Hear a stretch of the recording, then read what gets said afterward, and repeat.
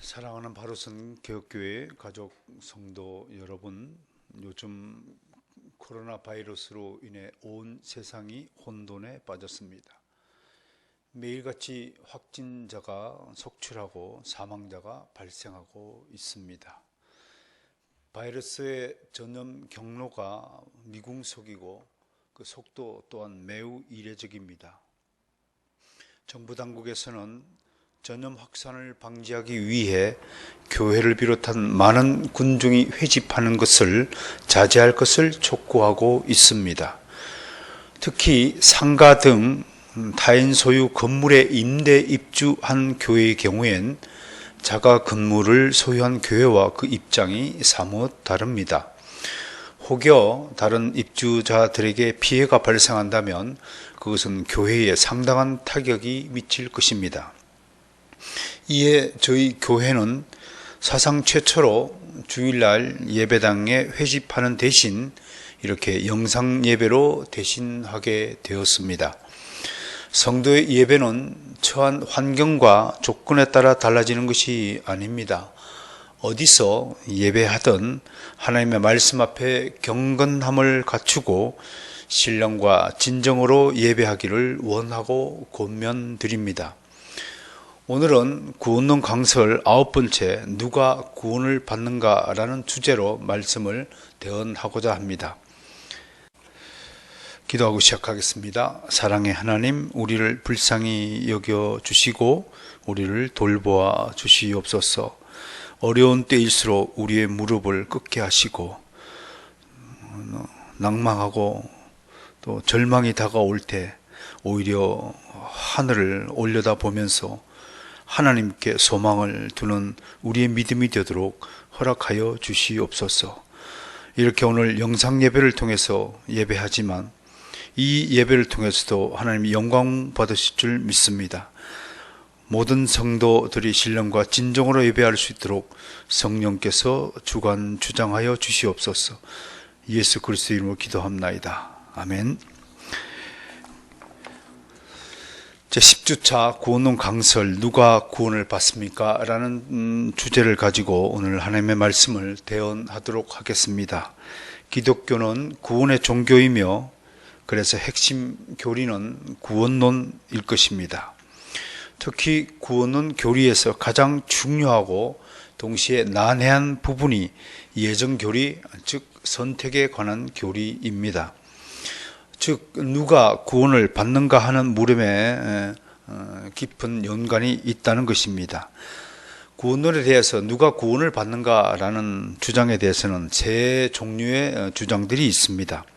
하나는 오직 인간의 노력으로 구원을 쟁취하는 것이라고 말하는 주장이 있고, 다른 하나는 하나님의 구원의 은혜에 인간이 보답할 때 구원이 이루어진다고 하는 것이 있으며, 세 번째로는 가장 성경적이며 우리가 믿는 바로 즉 개혁주의 구원론이라고 말하는 오직 하나님의 주권적 선택에 따라 택함을 받은 자만이 구원을 받는다는 주장입니다. 교회사에서는 선택에 대한 이렇게 다양한 이론들이 분출되었는데 이것을 하나씩 오늘 살펴보겠습니다. 특별히 오늘 설교에서 거론되는 인물들과 이들의 주장들을 이해하고 자세히 기억하심으로 좋은 판단의 근거를 삼으시기를 원합니다. 이러한 노력들이 요즘처럼 들끓는 이단과 그들의 교리들에 미혹되지 않고 잘 분별할 수 있는 지식과 정보가 될 것이라고 확신하기 때문입니다. 자, 먼저 초기 교부들, 즉 예수님 이후부터 4세기 어거스틴 이전까지 살았던 우리 교부들은 어떻게 생각했을까 한번 돌아보겠습니다. 많은 초기 교부들은 이교도적인 숙명론과 영지주의적 결정론을 피하기 위해서 인간의 의지의 자유와 회개하고 믿음을 발휘하는 능력을 아주 강조하였습니다. 즉 구원은 인간이 어떻게 노력하느냐에 달렸다라는 점을 강조한 것입니다. 오리겐 같은 교부가 있었습니다. 254년경에 돌아가셨는데요. 이분은 성경의 예정론을 계속 강조하면 이교도들처럼 숙명론으로 가는 것을 매우 꺼려하였습니다. 그래서 그는 예정교리를 가르치는 것을 몹시 삼가했다고 하고 있습니다. 407년에 돌아가신 크리소스톰 같은 교부들은 주님은 우리에게 자유로이 선택할 수 있는 능력과 권한을 우리에게 주셨다라고 이야기하면서 하나님은 인간의 이러한 합당한 일을 보시고 선택을 하셨다라고 주장하였습니다. 오늘 우리 개혁주의 구원론 입장에서 보면 인간의 의지를 더 강조한 것으로 보여지는 것입니다. 4세기에 들어서는 반펠라기우스주의라는 것이 등장하였습니다. 적어도 어거스틴 이전까지 많은 교회의 지도자들은 구원은 하나님의 은혜에 대해 인간은 주어진 책임과 의무를 다해야 구원을 이루어진다고 강조하였습니다. 이것을 우리는 신학사에서 이른바 신인 협력설이라고 칭하고 있습니다. 빈켄티우스, 파우스, 투스 같은 이들이 대표적이고 특히 이 세미펠라기우스주의자들 중에서 가장 유명하다고 하는 힐라리우스는 어거스틴이 은혜와 선택의 교리를 철저히 반대한 것으로 유명합니다. 그러나 이들은 529년 오렌지 교회 회의를 통해서 이단으로 정죄되었습니다. 세 번째로 가톨릭 교회의 구원은 무엇인가? 이들은 인간의 전적 타락과 무력함을 반대했습니다. 그들은 죄인들이 아담의 타락으로 덧붙여진 은혜를 상실했지만 선을 원하고 행할 능력은 잃어버리지 않았다. 즉 인간이 전적으로 완전히 타락하지 않고 어느 정도는 선을 행할 수 있을 만큼 타락했을 뿐이라고 이야기한 것입니다. 그래서 그들은 각 성도들에게 이렇게 요구했습니다. 첫 번째, 은혜 받기를 갈망하라. 두 번째, 선행을 하여서 공로를 쌓아라. 세 번째, 교회의 가르침에 절대적으로 복종하라. 그리고 네 번째, 교회가 행하는 성체 미사에 빠짐없이 참여해야 구원을 잃어버린다. 만약 이러한 구원의 방도를 지키지 않으면 택함 받은 백성이라도 언제든지 중간에 구원을 잃어버릴 수 있다라고 한 것입니다. 어떻습니까? 가톨릭의 구원 주장이 과연 성경적인 것일까요? 네 번째 살펴볼 자들은 아르미니우스주의자들이라고 합니다. 이들이 주장을 우리는 조건적 선택이라고 말합니다. 이들은 이렇게 전제했습니다. 하나님의 주권적 선택과 인간의 자유는 서로 양립할 수 없다. 모순되죠. 하나님의 주권적 선택, 이 숙명론적이거나 결정론적, 운명론적이라면 우리의 운명은 정해져 있기 때문에 내가 무엇을 하든 관계가 없다, 이렇게 보는 것입니다. 이들은 그리스도를 믿으라는 명령은 보편적이기 때문에 모든 사람은 복음에 반응할 수 있는 능력을 가지고 있다라고 주장한 것입니다. 누구든지 예수 그리스도를 믿으라 하면 모든 인간은 예수 그리스도를 믿을 수 있는 능력을 가지고 있다라고 본 것입니다. 그러므로 이들이 말하는 선택은 하나님이 미리 아신 바 선행적 은혜에 반응하여 회개하고 믿게 될 이들을 구원하시기로 일반적으로 영원 전에 계획하시고 작정해 두신 예정론이라고 하는 것입니다. 즉 이들에게 구원의 요소는 하나님의 은혜와 동시에 인간의 의지가 모두 포함된 것입니다. 다만 조건적 선택이라고 하는 것은 인간이 이러한 하나님의 은혜에 어떻게 반응하고 하느냐에 따라서 결국은 구원의 조건이 인간의 반응 조건에 달려 있다는 것으로 귀결되는 것입니다. 이러한 사상에 영향을 받은 감리교 창시자 웨슬리는 끔찍히도 칼빈주의의 예정교리의 거부감을 드러냈습니다. 그는 그 일기장에 이렇게 썼습니다. 나는 예정이라는 끔찍한 교리에 분명히 담겨있는 신성 모독을 거부한다. 이런 교리를 믿노니 차라리 터키인이나 이신론자나 아예 무신론자가 되는 게 낫다라고 폭언을 서슴지 않았습니다. 그는 시종일관 하나님의 선택 교리는 하나님을 죄의 조성자로 만든다라고 억지를 부렸습니다. 웨슬리의 강력한 영향을 받은 대표적인 사람이 미국 대륙을 부흥시켰다고 소개받고 있는 찰스 피니입니다. 1875년경에 돌아가셨는데요. 그는 하나님이 사람들을 두 부류로 만들었다고 주장하였습니다. 즉 구원받을 수 있는 자들과 구원받을 수 없는 자들로 나누어 세상을 통치한다고 하면서, 구원받을 수 있는 자들, 구원이 가능한 자들은 믿음을 발휘할 수 있음을 하나님이 영원 전에 아셨다고 하는 것입니다. 다른 말로 찰스 피니는 선택을 개인적 구원 가능성에 대한 하나님의 예지로 보는 것입니다. 쉽게 말하면 여러분, 하나님이 누가 어느 때에 믿으실 줄 아시고 그를 미리 선택했다는 것입니다. 그것은 예정 예지와 예지 예지의 차이인데요. 우리가 말하는 예정 예지는 하나님의 자녀로 하나님이 미리 선택했기 때문에 그가 구원을 받는다는 것입니다. 그가 믿을지 안 믿을지는 구원의 조건이 아니라고 하는 것을 분명히 말씀드립니다. 현대에 들어서는 이러한 주장을 반복하는 대표적인 사람이 잭 코츠렐이라는 신학자가 있습니다. 그는 이렇게 이야기했네요. 인간의 결정으로 하나님의 주권이 손상되지 않는다. 이분을 우리는 인간 의지의 예찬론자다 이렇게 말합니다. 그는 하나님은 인간의 결정을 존중한다. 그래서 하나님의 인간이 무엇을 결정하면 인간의 결정에 따라 하나님도 따라서 움직인다. 그렇게 되면 어떻게 되는 겁니까? 우리가 하나님의 위치에 오르고 하나님이 우리의 말을 듣는 이상한 결과가 되지 않겠습니까? 이런 조건적 선택 교리를 강력하게 주장한 것입니다. 이외에 소개할 것들이 바르트주의가 있습니다. 1968년도에 돌아가실 때에 뉴욕타임즈 지는 세계에서 가장 영향력 있는 신학자로 그를 택하면서 그를 현대신학의 아버지다 이렇게 호칭하며 그를 높이 세웠습니다. 그러나 그의 견해는, 구원론 견해는 매우 특이하면서 교묘하게 칼빈주의 구원론을 비틀고 있다는 점에서 매우 경계됩니다. 그는 칼빈주의 선택 교리를 모조리 부정했습니다. 왜냐하면 그는 칼빈주의 견해는 하나님의 구원 계획이 예수 그리스도와 무관하게 나타난다는 점에서 칼빈주의 구원론 선택 교리는 잘못되었다, 모순이 있다라고 본 것입니다.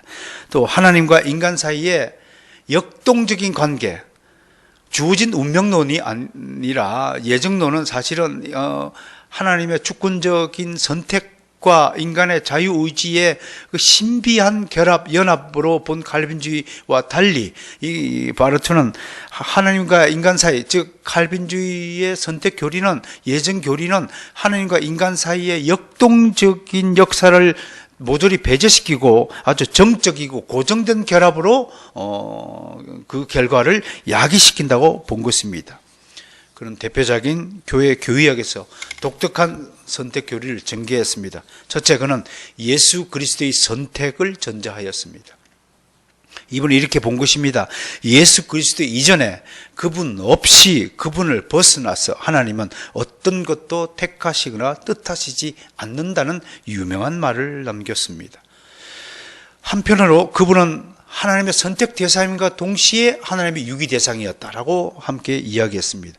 즉 그리스도께서 인간에게 거절당하는 형벌을 택하실 때 그는 하나님께 택함을 받은 동시에 하나님께 버림을 받은 분으로 예정하셨다고 하는 것입니다. 그것을 선택이라고 본 것입니다. 바로 여기서 그의 독특한 예정론이 등장합니다. 그는 예정이란 인간이 거절당한 것이 아니다. 인간이 거절당하는 것은 인간으로 오신 예수 그리스도, 곧 하나님의 아들이 거절당하는 것이기 때문에 예정은 모든 사람이 하나님에 의해 거절당하지 않도록 정하신 것이다 라는 독특한 예정 교리를 만들었습니다. 그렇게 되면 어떻게 되겠습니까? 결국 그의 이 구원론 주장을 만인 구원론이라고 우리가 부르는 것입니다. 왜? 모든 인간은 인간으로 오신 예수 그리스도로 말미암아 하나님에 의해 거절당하지 않고 모두 예수 그리스도의 은택으로 말미암아 모두 하나님께 처음엔 다 거절당하도록 되어 있었지만 예수 그리스도 때문에 하나님이 다 수용할 수 있는 결과를 도출했다고 하는 것입니다. 그러므로 결국은 구원은 어떻게 됩니까? 택함을 받은 사람만이 받는 것이 아니라 모든 사람이 종래에는 하나님의 백성으로 구원을 받게 된다는 것입니다.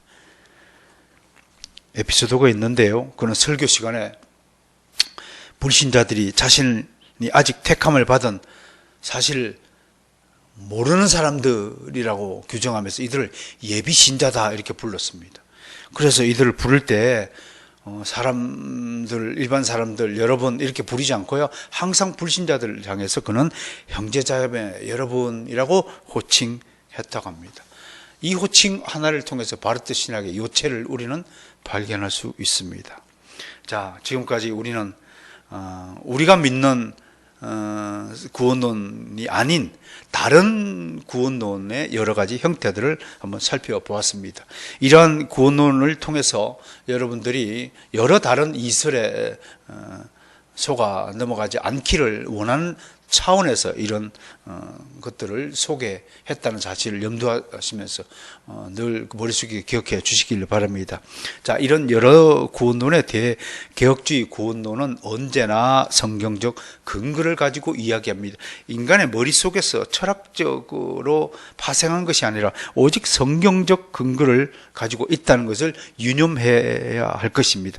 이를 종합하면 구원은 하나님의 주권적 선택에 의해 어떤 사람은 택함을 받아 생명에 이르고 어떤 사람은 저주를 받아 사망에 이르도록 작정되었다고 하는 것입니다. 앞에 것을 우리는 선택이라고 부르고 뒤에 것을 우리가 유기라고 말합니다. 이것을 두고 869년에 돌아가신 고트 살크라는 개혁주의 신학자는 칼빈주의는 이중예정설이다라고 이름을 붙인 것입니다.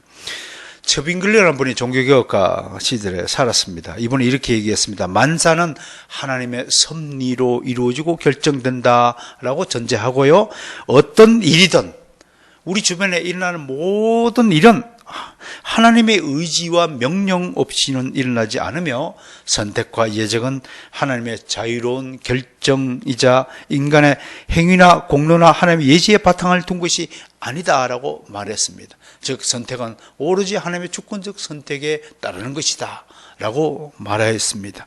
종교개혁가인 마르틴 루터는 어떻습니까? 그는 어거스틴의 전통을 따라서 주권적 선택을 주장했습니다. 그는 죄인의 의지가 부패에 묶여있기 때문에 끊임없이 복음에 저항한다고 전제하고, 따라서 사람은 오직 하나님의 뜻과 역사하심을 통해 구원을 받는다고 못 박았습니다. 하나님의 선택 교리를 성숙하게 최종적으로 완성한 사람을 소개하자면 그분은 단연 존 칼빈입니다. 그의 주권적 선택 교리를 정리하면 이런 것입니다. 첫 번째, 선택을 왜 하셨느냐? 그건 하나님의 주권적인 뜻과 기쁘신 뜻에 근거한다.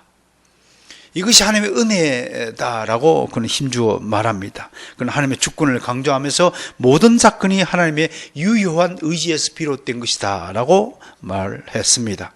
둘째, 하나님의 예정에 따라 모든 사람이 동등한 조건으로 창조되지 않았다고 말합니다. 어떤 이들에게는 영원한 생명이 주어졌고 어떤 이들에게는 영원한 저주가 예정되었습니다. 바로 이 주장 때문에 칼빈주의가 반대주의자들 때문에 심각하게 도전하였습니다. 칼빈이 말하는 의도는 그런 차원의 의미가 아니었음에도 불구하고 이들은 마치 이중예정론을 복음을 전파하는데 가장 걸림돌이다라고 주장한 것입니다. 그러나 성경은 분명히 하나님의 자녀와 마귀의 자녀가 있다라고 이야기하는 것입니다. 칼빈이 주장한 것이 아닙니다. 어떤 사람이 구원을 받고 영원한 생명으로 선택을 받고 어떤 사람은 영원한 저주로 유기가 되었다는 것은 칼빈이 말한 것이 아니라 성경이 말한다는 사실을 다시 한번 강조합니다. 나아가 단 한 명의 반역한 죄인도 하나님이 구원해 줄 의무가 없다라고 칼빈은 이야기했습니다. 그러므로 구원을 받는 것은 하나님의 전적인 은혜라고 말하는 것입니다. 여러분, 우리는 모두 죄인입니다. 원죄를 가지고 태어난 죄인 중에 죄인들입니다. 죄인이 아닌 사람 한 사람도 없습니다. 우리는 하나님의 구원의 은혜가 선물로 주어지지 않았다면 우리는 모두 지옥에 가야 하는 당연한 죄인들이었습니다. 그러므로 우리가 구원을 받았다는 것은 우리의 조건이 아니라 하나님이 일방적으로 베풀어 주신 은혜라는 사실을 칼빈은 강조한 것입니다.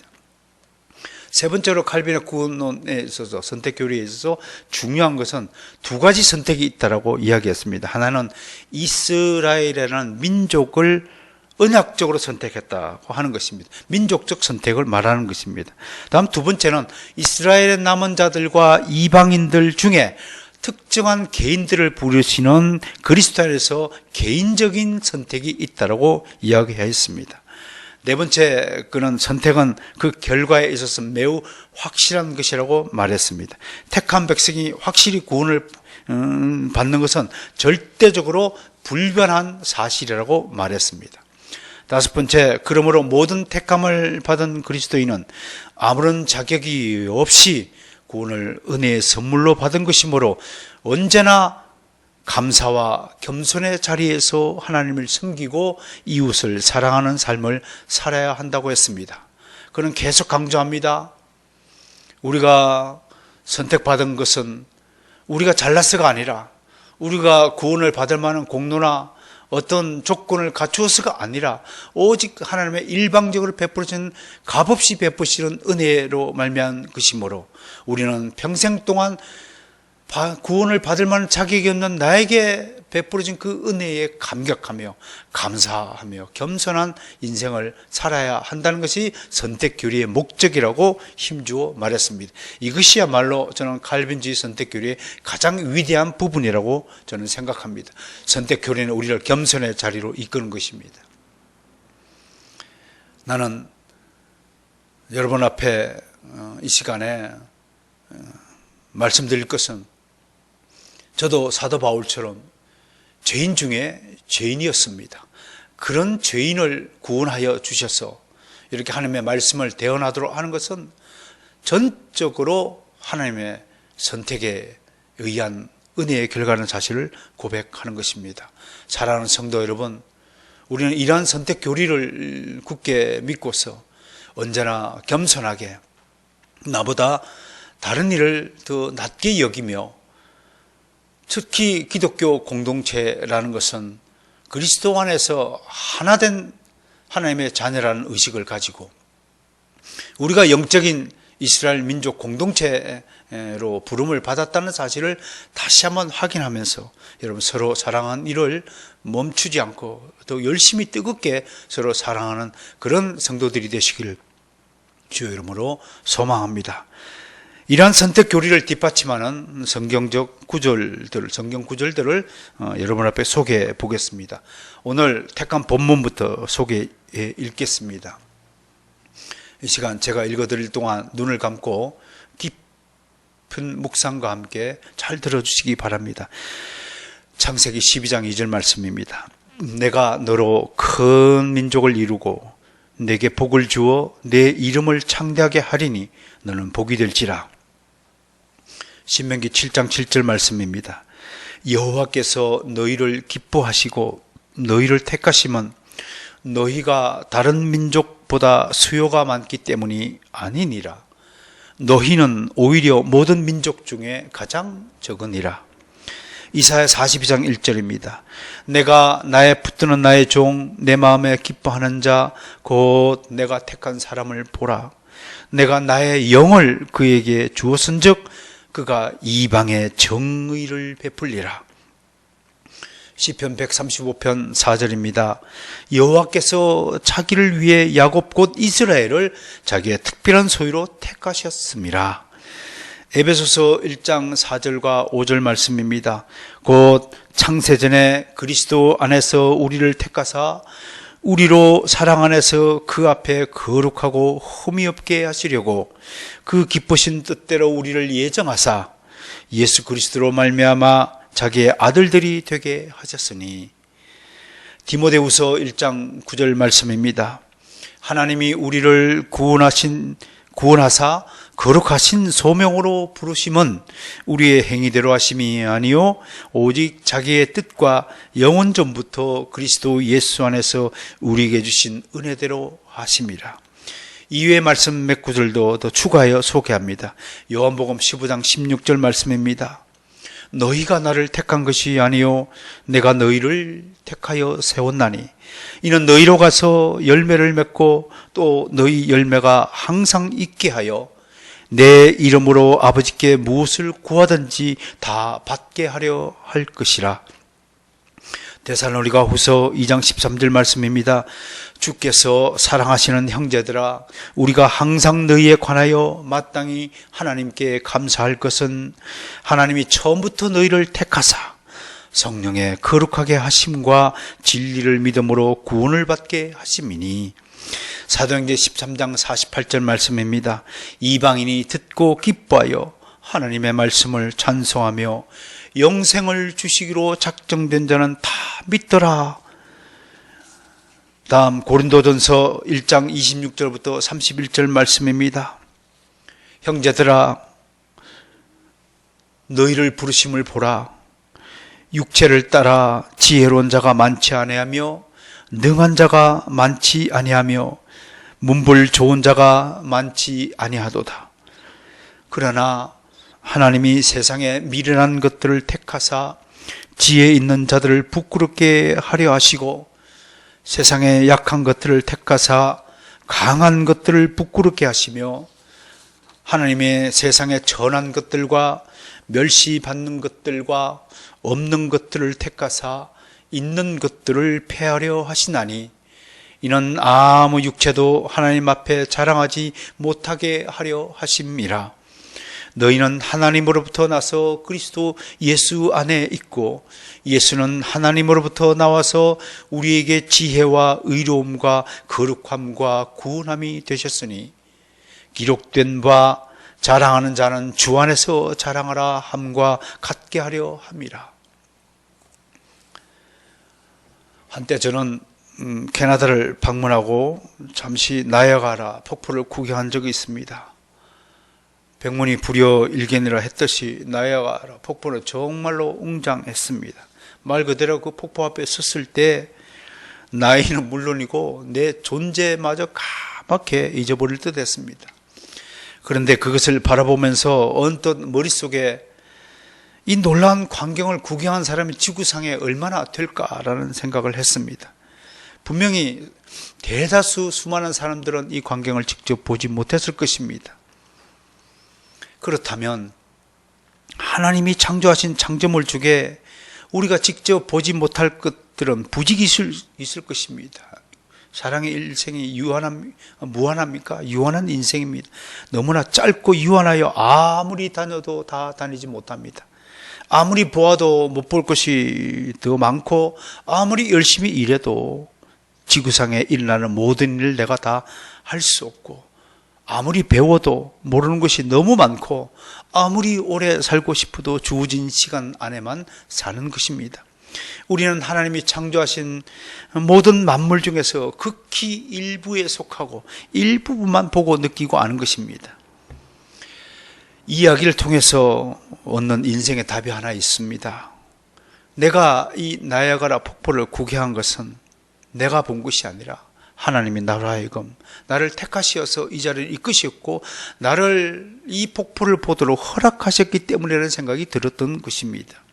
그 앞에 서서 이 위대한 자연을 창조하신 하나님을 느껴보도록 하나님이 내게 기회를 주신 것이라는 것입니다.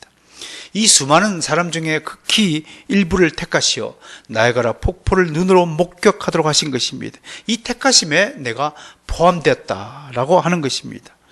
오늘 설교 제목의 질문에 이제 결론을 내립니다. 누가 구원을 받습니까? 답은 하나님이 구원을 받도록 영원전에 택하신 자가 구원을 받는 것입니다.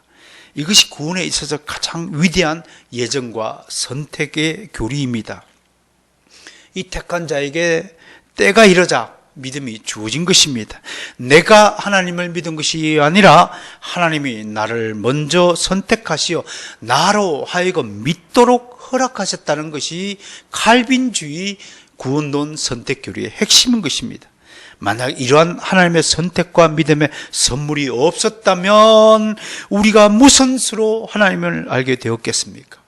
하나님이 자신을 우리에게 알도록 허락하기 이전에 감히 누가 하나님을 스스로 알고 믿었다고 말할 수 있겠습니까?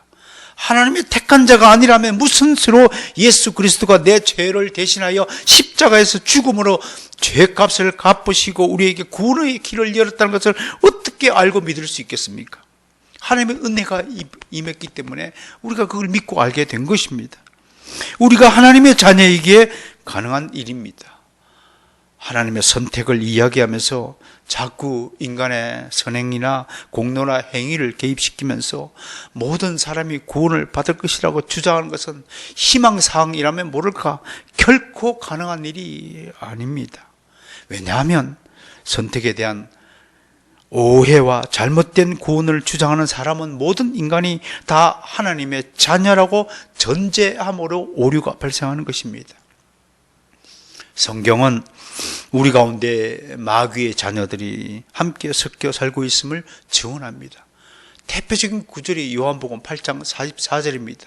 제가 읽어드리겠습니다. 너희는 너희 아비 마귀에게서 났으니 너희 아비의 욕심대로 너희도 행하고자 하느니라.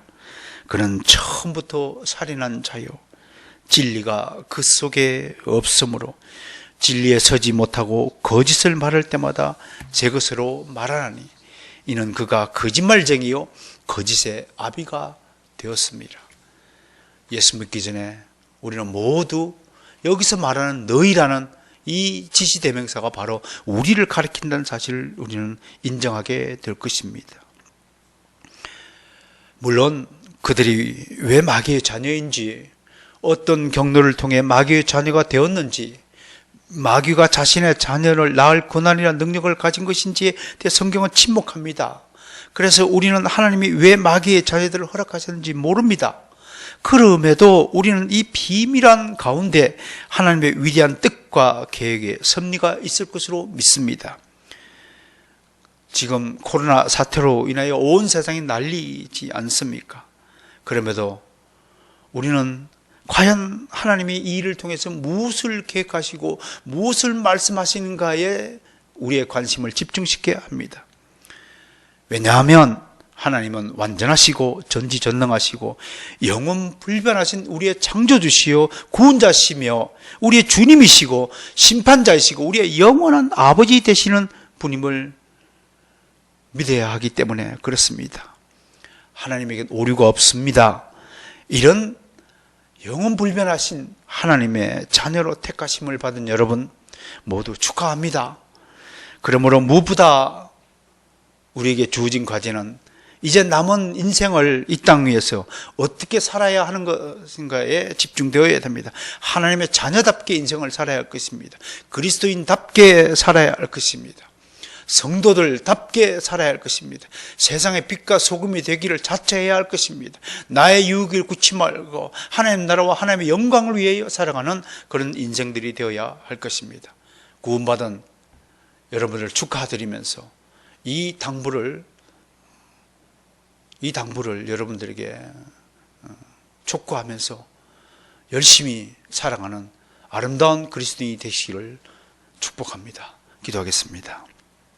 사랑하는 하나님, 우리에게 모든 어려운 환경 속에서도 우리와 함께 하시고 우리만 고난당한 것이 아니라 우리 주님도 함께 고난당하고 있다는 사실을 생각하면서 반드시 지구가 무너져도 솟아날 구멍이 있다고 하였듯이 우리에게 희망이 있습니다. 우리를 구원해 줄 하나님의 뜻과 계획이 있는 줄로 믿습니다. 그럼에도 불구하고 이 코로나 바이러스로 인하여 고생하는 수많은 사람들을 위하여 함께 기도하오니 주여 우리 모두를 불쌍히 여겨주시고 정말로 인간의 교만과 탐욕과 또 수많은 죄악들이 주님의 마음을 아프게 하고 주님의 뜻을 왜곡하고 변절시킴에도 불구하고 주님 다시 한번 구합니다. 우리 불쌍히 여기시고 우리를 용서하여 주시옵고 이제 그만 진노의 팔을 굳으시고 다시 평화로운 세상으로 만들어 주시어서 많은 사람들에게 하나님의 은혜의 절실함을 깨달을 수 있도록 허락하여 주시옵소서. 이런 시기를 맞아요. 무엇보다도 우리 그리스도인들이 회개의 기도를 드리는 귀한 기회를 삼아 주기 하시고 무엇보다도 하나님의 말씀을 무장하여서 빛과 소금의 역할을 다하는 참된 그리스도인이 되도록 허락하여 주시옵소서. 예수 그리스도 이름으로 간절히 구하고 기도합나이다. 아멘. 감사합니다.